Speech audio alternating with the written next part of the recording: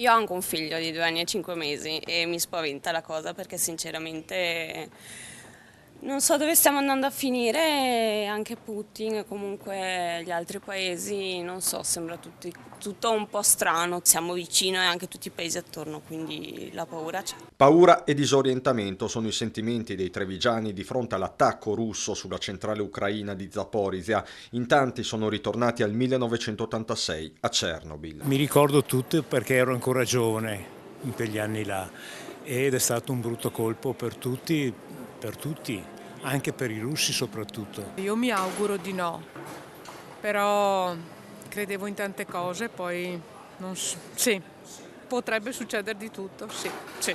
Mostra la sua macchina fotografica questa ragazza nelle ore in cui la guerra si combatte anche con la propaganda. Sono un po' sinceramente sconvolta, ogni tanto penso che vorrei riuscire a usare il mio lavoro per aiutare o per mostrare cosa sta succedendo,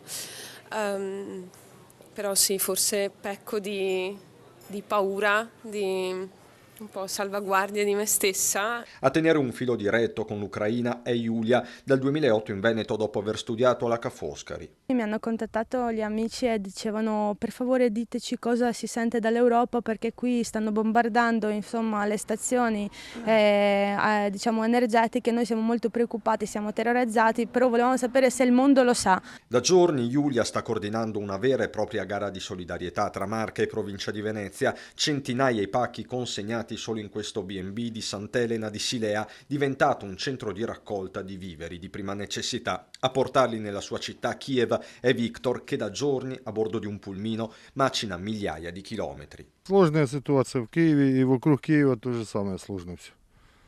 La situazione è molto molto difficile, non solo a Kiev ma anche attorno a Kiev. Народ надеется на все, что все будет хорошо, и Украина победит.